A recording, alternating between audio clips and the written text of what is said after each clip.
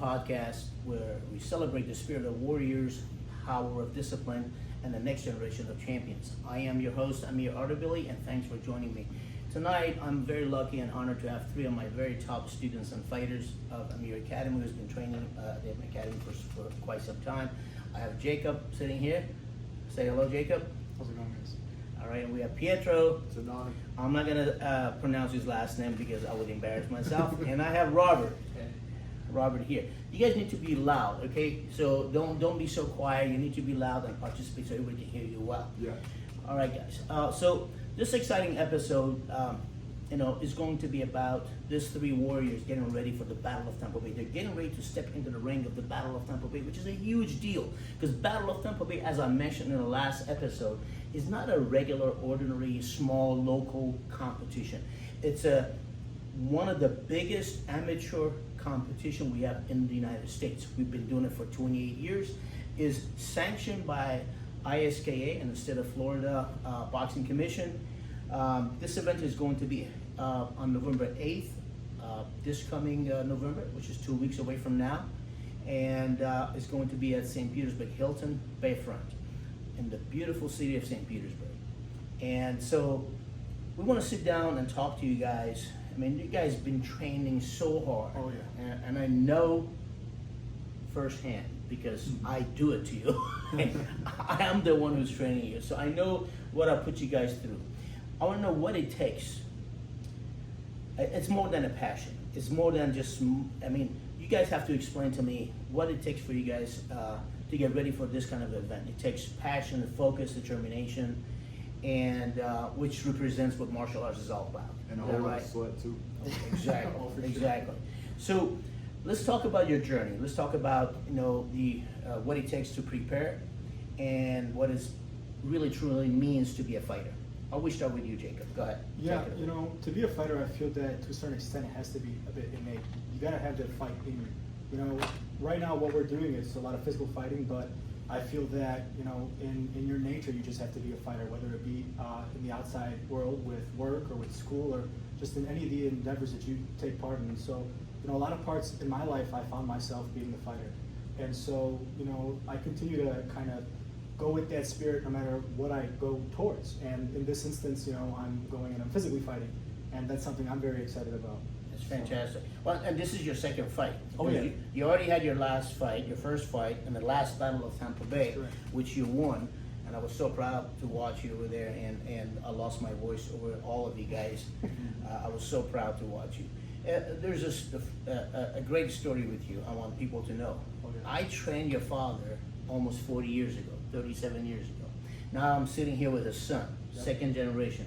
For me, it's just a great honor, to have you. I mean, I've trained your father. He was a great fighter. He was a good boxer, good martial artist. It's good to hear. Now he's a badass son of a bitch in the court, and he just puts people away with his words.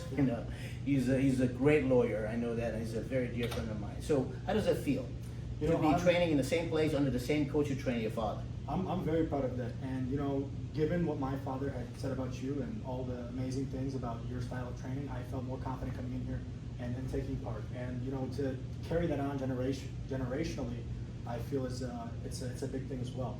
So it was also kind of funny that I ended up here in Florida. I never knew that he was in St. Petersburg, went to school and trained here, and then I moved to Florida. And next thing you know, I'm here in the same area, training in the same place. So it's amazing. You guys know that in some cases I'm training the third or fourth generations of the students. That just shows how long you're doing it. So when I tell people, they must think I'm 100 years old, because think about it. 40 years ago, or almost 41 years ago, if I had a student who was 10 years old, now that person is 51. So I'm teaching their grandkid. So I've had students who were 15 or 20, they're in their 60s or late 50s. I'm teaching the great grandkid.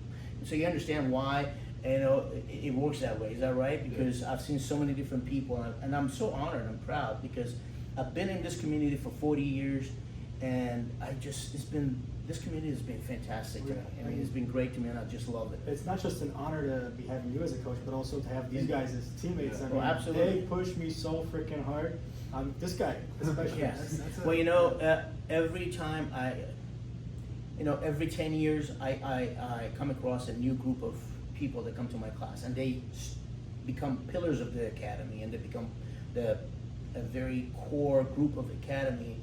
And then I always think, okay, this is it. This is the best group I've had. But truly, right now, the group of fighters that we have, I could say no disrespect to all my old fighters. I love them all, and you guys are the best group.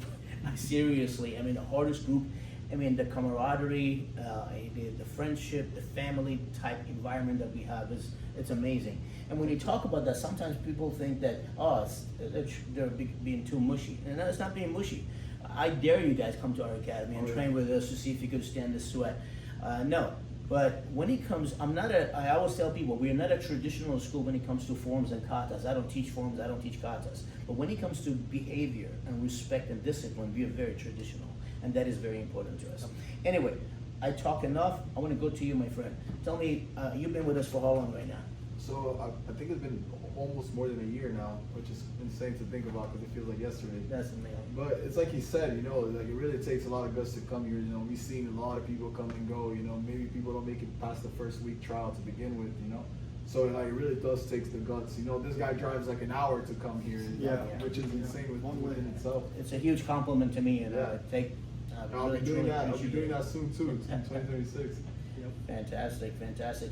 Now, I know you were born in the United States, in Miami, is that right? But your parents are from Brazil. Yeah, parents from Brazil, was raised in Brazil, but came back here around 10, 11 years old. Mm-hmm. And I've been growing up in Miami. Now I'm here for college. Thank God I found this gym, found my place.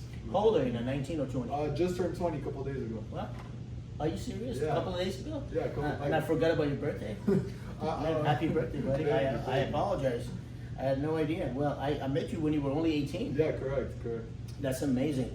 Now, I know that you have previous training in Jiu-Jitsu. Yeah. Your groundwork is fantastic. Yeah. And I know when you teach a class for me, everybody loves it. And now your stand-up is becoming great. Oh, yeah. I know you've competed a lot in wrestling matches and some Jiu-Jitsu competitions in the past. Correct. And you just had your first fight at BCT competition with Master Eric Marshall's event, and you won that, which was fantastic. Congratulations on that. And now you're getting ready to step into the ring again in the Battle of Tampa Bay. And MMA too now. Fantastic. Yeah. You're one of the 3 MMA matches that we have. Yeah. Your opponent is coming from Georgia. Actually, this is the best part about it. Your opponent's coach was one of my students. Oh yeah. So that's what I love about this. It's generational. So one of my old students, black belts, whose picture is over there, Tommy Prisco, one of the best fighters, undefeated. Now he has his own school training fighters coming to fight against us, but in a good, loving way. Oh yeah. We're all good friends, and we have no problem with that. We're still gonna have a good time and go out and eat together afterwards. Robert, your story is beautiful, my friend. Now let's talk about it. I mean, when I met you, what 3-4 years ago? It was over 4 years. 4 years, over 4 Almost years. 5, yeah. How about you tell us about your story? So I came here when I was around 13. I think I just turned 13 a little bit after. I was reaching 210, 220 pounds. 220 pounds, guys. Look at this guy. Now he has six pack. Or maybe 8 packs. I don't know. He's ripped. All right. I'm not gonna make you take your shirt off. Don't worry.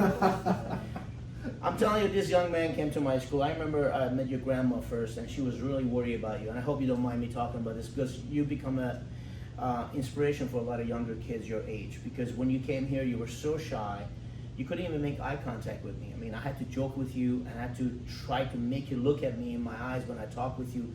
I wasn't sure if I was going to succeed and make you like the class and training. And you and I trained privately first.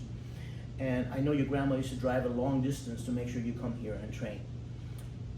And I promised myself after the first class that I'm going to make you a fighter.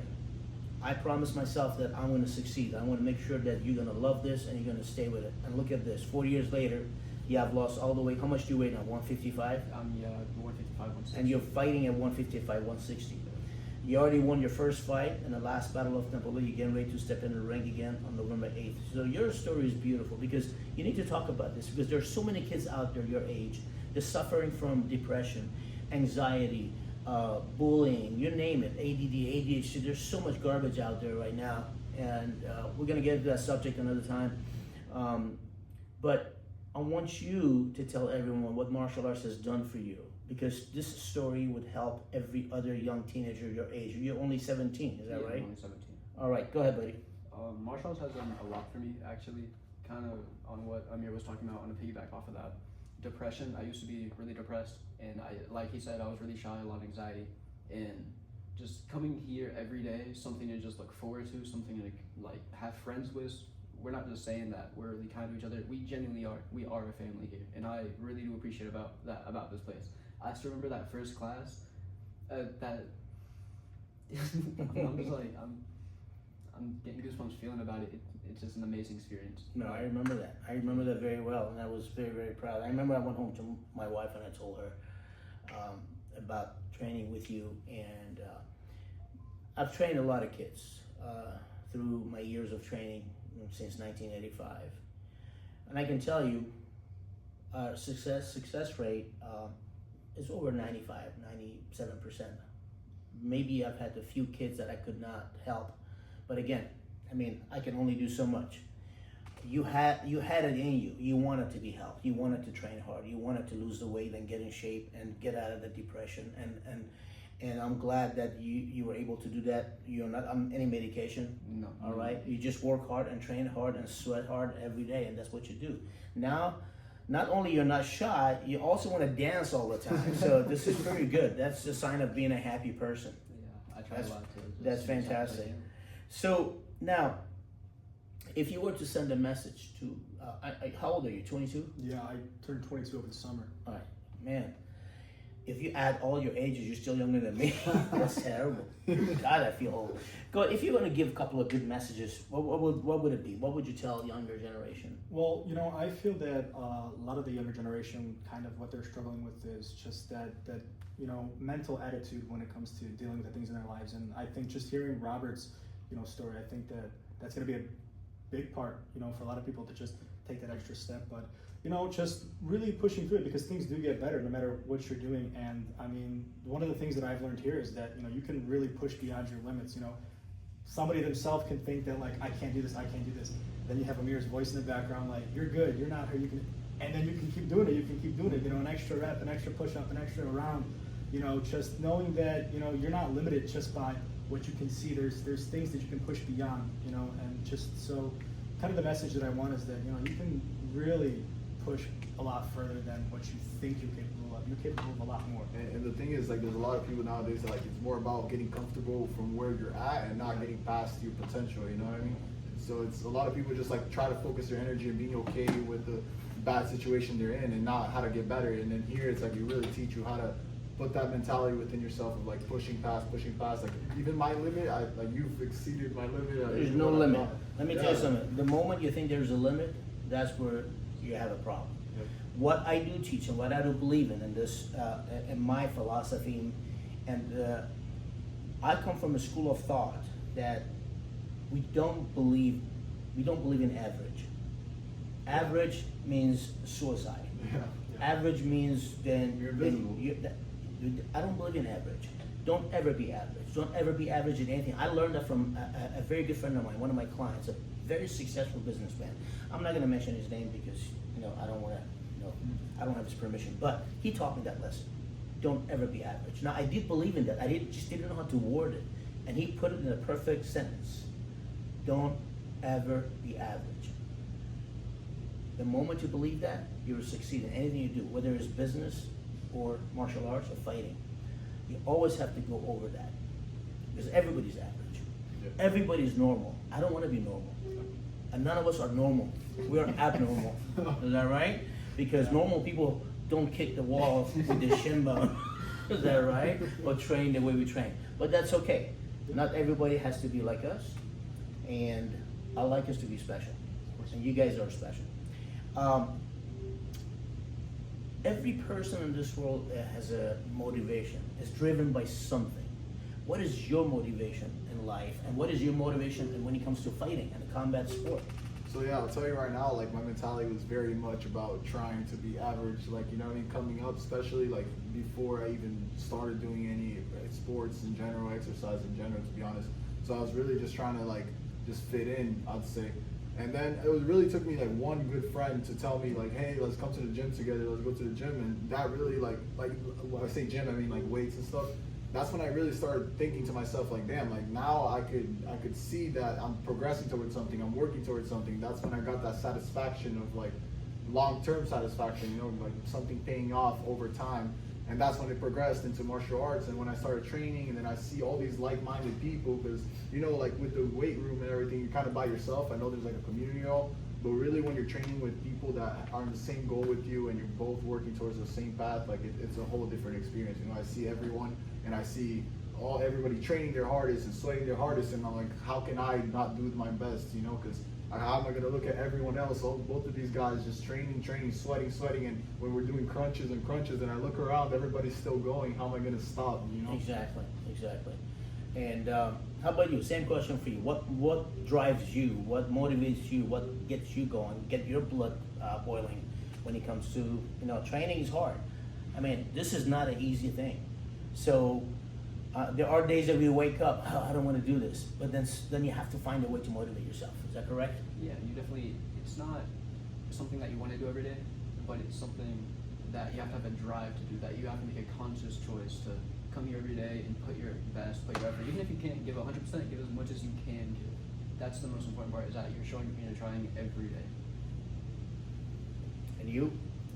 Well, I think especially for the fighting, like Rob's saying, you don't want to do it every day, the hard training, this and that, but a lot of what gets me motivated is thinking about all the things that I had overcome, all the adversities, to then think like, oh, maybe I don't want to do this. It's like, no, I've kept doing this up until this point, I'm not going to stop now. And normalcy bothers the hell out of me. I can't just sit there and be normal. You know, like when you're. But you're not normal, my friend. I No. can tell you that right now. So, especially this guy, he's not normal. Yeah. So yeah, just constantly having to do something, you know, along the lines of spontaneity as well, and just leaving an impact on others. That's something that, you know, really motivates me, not just with the fighting, but with everything else. You know, I want to be able to leave my impression on others and leave an impact, you know, on the world. You know, one of the big things that I used to always say as a kid was that, you know, I want to be president of the United States. Now, Hey, why not? but seeing how crazy things are for the president, and maybe may change my goals, but that's always going to be the high if point. George Bush could become a president, of course you can be. Is that right? No disrespect to Bush's family. I like Jeb Bush. But anyway, I mean, of course you can. Come on. Look, who's the president right now? Donald Trump. Is that right? Oh, let's not get political. I don't want anybody to hate me. You know, I kind of like the guy sometimes, and sometimes it's a great comedy. Anyway, let's talk about one important thing. What is the most important thing in people's life and people don't pay attention? I wonder if you guys get that, if you have that answer. What is the most important thing that everybody takes for granted and nobody pays attention to, especially when they're young? Oh, their health, 100%. I would say that, because I was thinking that today. I'm like, I feel so tired, like my body's so exhausted, but I'm thinking to myself, like, what a privilege it is to even get to feel tired to begin with. That's true, that's one important, but I'm looking for another answer. I would say not just physical, but mental health, and just how you feel, not spiritually, just kind of like chakras and all that, not just that, but how you physically, like, not just physically, but feel mentally, and your mentality, and just how it is. Okay, these are all great answers, but still not what I'm looking for. There's one particular thing that we have in this world that every one of us take it for granted, and we don't pay attention to it. Food. Yeah, you can't put me on the spot here, sir. No. Hey, everything you said is correct. I know my However, answer, but I want to hear the correct answer. This is my advice to all people, especially I tell that to all my younger students. Time is the most valuable thing that we have in this world. And why do I say that? When you guys are young, when we are young, time is your best friend. Yep. As you get older, time becomes your enemy. Wait until you get to my age. Wait until you get to 40 or 30. No, let's not go in that far. Wait until you get to 30. Then you see time goes by faster. 40, it goes a lot faster. 50, now what the hell? Every morning I wake up, it's like end of the week already. I'm telling you, time is the most valuable thing that we have, that we take it for granted. So I always tell people, time is your best friend. And as you get older, it becomes your enemy. And you cannot stop it. You cannot fight it. Time will win. Is that right? Yeah. So what we need to do, we have to find a way to be healthy, physically, mentally, and emotionally. Everything you guys said was correct. That was going to be my answer. Okay, so all of this are correct. In order for you to appreciate the time and to slow down the time, you cannot beat it. Just slow it down is by being healthy, have good mental health, and emotionally be healthy, and have a good family, good support to be able to have a good life and understand and appreciate every second that you have. Because this moment right now that we're sitting is already history. Yep. Is that right? Yep. It's gonna be a time that I'm not here no longer, and you guys are training, and you guys getting older, and you're gonna say, "Oh, remember what he said?" Yeah, Okay. I like that answer because it includes everything. Yeah, because everything that you guys said is part of that. Yeah. All right. Not everything's forever. Well, guys, thank you so much for being here. Of course. I'm looking forward to cornering your fight and being with you guys We're looking on forward to November fighting, 8th. We have 20 bouts actually, 20 fights. We have the main event is Florida versus New York. We have Cayman Wilmington, one of the students of Master David Bybee from American Mixed Martial Arts. Cayman actually used to train with me, and his first fight was with me. But now he's one of the best trainers, and I am glad that he is training with Mr. Bybee, because Master Bybee is a 3 times world champion, and he definitely does a great job with them. Cayman is fighting against another good fighter, D'Angelo from New York. The kid has 17 wins and only 1 loss. And of course, Cayman has more than 17 fights. His record, I think, is 14 wins and 4 or 5 losses, something like that. So this is going to be a U.S. title fight.